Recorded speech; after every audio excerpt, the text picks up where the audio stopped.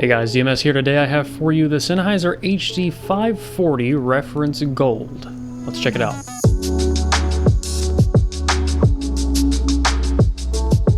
Patreon helps make videos like this possible, but it can also help you. Patreon gives you access to my Telegram chat, where you can ask me questions or just come hang out while supporting the channel and the community. You can find out more at the link in the video description.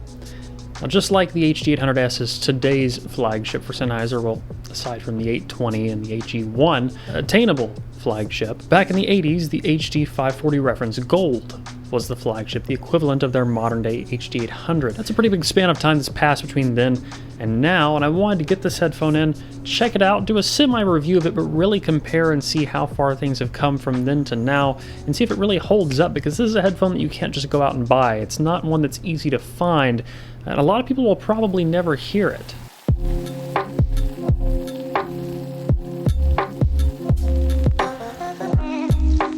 Okay, let's talk about build. I'm sitting on my stairs. Don't ask why, it actually wasn't even my idea. The 540 Gold is a very old headphone. It's from the 1980s, and the HD800S is, by contrast, built very, very differently, but there are some things that carry over from this into some of the more modern series, like the 6XX, the 600, 650, and some things that should have carried over but didn't.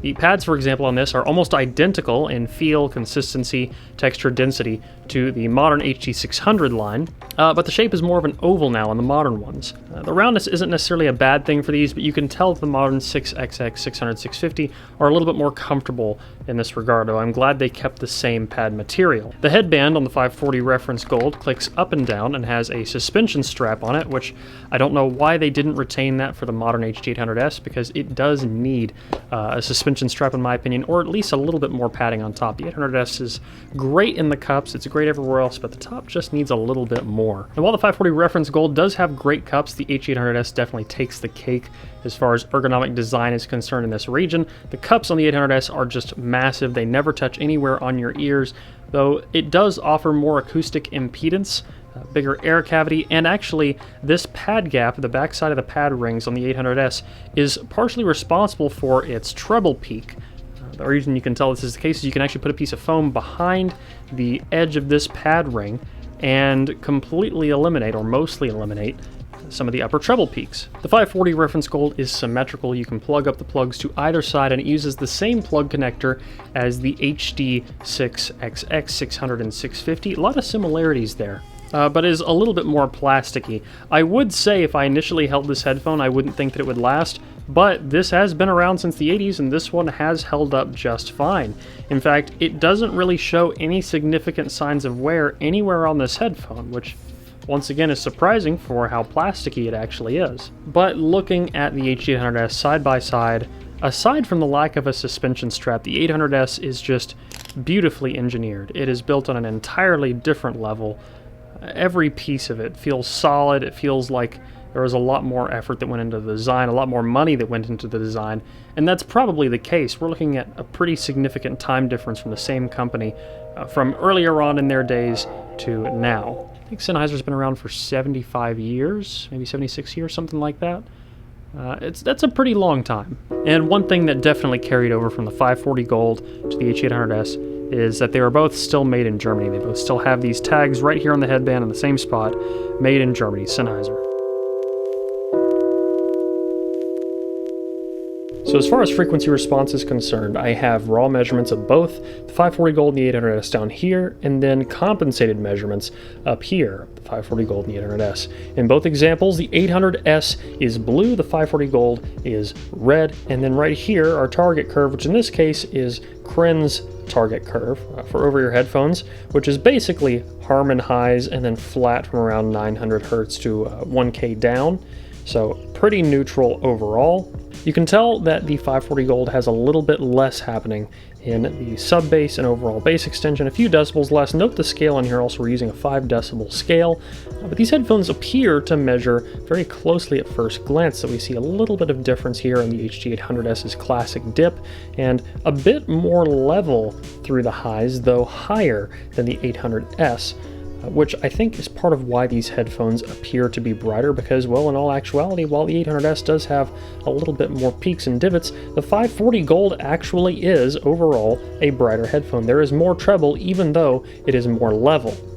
Now, this dip on both is a natural artifact of this coupler, of this rig, so that is pretty normal. Seeing that dip basically means that, yes, this area is relatively neutral. If we didn't see this dip, I'd be a little bit more worried, because if you don't see this dip, that usually implies the presence of a peak somewhere in this region. So seeing this dip on both, that's a good thing. That's a natural artifact of the rig. And aside from that, they don't measure poorly. I would love to see a little bit more bass extension in both headphones.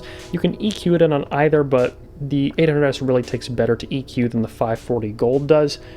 But overall, not a terrible measuring headphone, not a bad measuring headphone at all. Though my biggest complaint, aside from the bass, is probably this region right here, which is the same thing I complained about on the 800S. It does peak up a little bit, and that can be harsh at times. Though on the 800S, as I mentioned, you can actually fix this with a bit of foam. I might do an update video on that at some point in the near future, because I was thinking about reviewing my 800S. If you want to see that, leave a comment down below and let me know.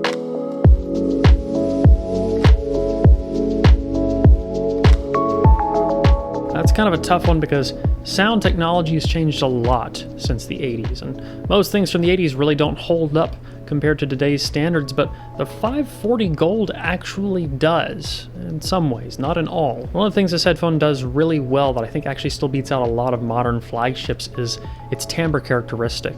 It has a timbre, especially with vocals, that's extremely natural, more so even than the HD800S. And the bass is pretty lean on this. There's not much impact, there's not much extension, there's not much punch, and the emphasis on the upper treble regions kind of pushes the bass out to where it really doesn't feel like it's there at all.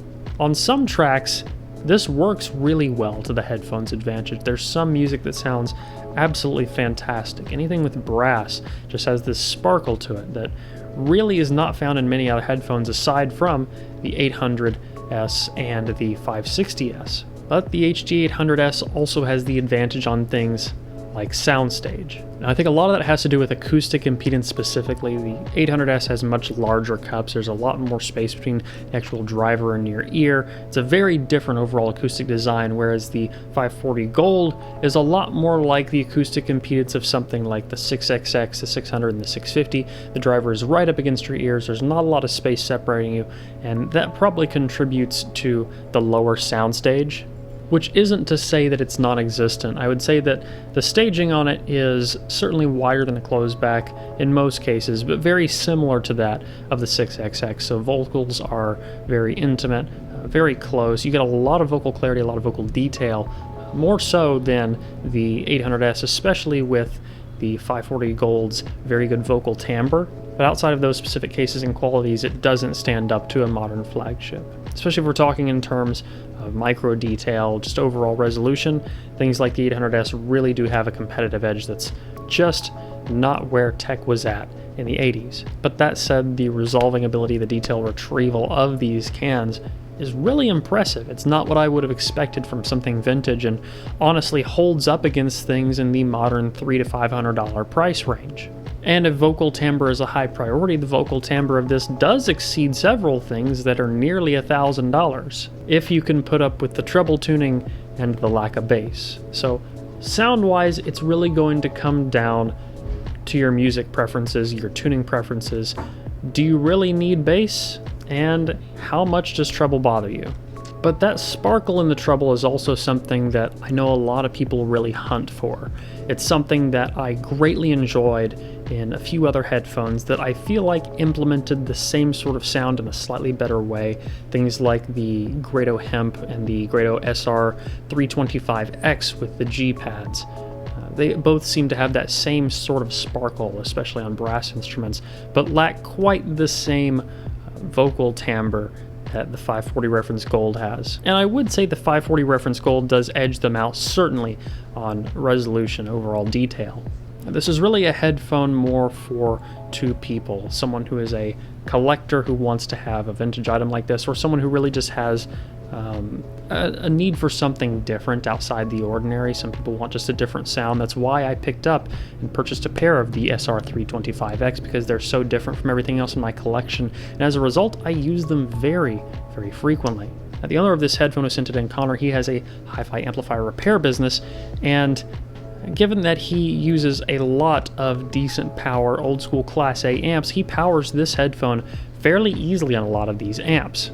There's all sorts of risks associated with powering your headphones off speaker amps, but this one's pretty hard to drive. It's a 600 ohm dynamic that is not super efficient, and most things that you plug it up to, you really have to give it a bit of juice. And that said, the imaging, the presentation does drastically change from amplifier to amplifier, and these really do benefit from tubes. It can tame the highs a little bit, bring up the lows some more, and add a little bit more space. On things, however, like the Topping A90 with the SMSL SU9 as a DAC, you can get laser sharp imaging, but the treble with that pairing ends up being just a bit too much for me. You can EQ it down some, but this headphone doesn't respond quite as well to EQ. You're much better off using an analog solution if you're looking to change the sound. And another thing I'll say is that you actually don't want to use this thing with the stock cable. The stock cable is another 16 ohms. Very, very high resistance cable. And it was recommended to me not to use it, and when I did, it did some weird things. So yeah, if you're gonna use this headphone, it has the same plugs as a 600, 650, 6XX. You could plug up any of those cables to it just fine. Get a balanced one, plug it up to a balanced amp, or use it with a tube amp, hopefully one with enough power. I really think that tubes are probably the way to go with this. Maybe not as much things like the dark voice or the little dot, those didn't respond quite as well, but some bigger, beefier tube amps, some things in the higher end, they can pair pretty well. All in all, HD540 reference gold, really cool headphone, really cool piece of history. Once again, I was amazed that this thing came out of the 80s given how good it still is today, but really it shows us how far things have come between then and the modern flagships now, and even the modern mid-range headphones now. This one's pretty cool. Try one if you ever get the chance, and I think that's going to wrap up today's video. So guys, if you liked this video, please leave a like down below, a comment letting me know what you want to see in the future. If you want to get active in the community, you can at forum.hifiguides.com. As always, don't forget to stick around, subscribe for more videos like this in the future. Until the next one, guys. Peace.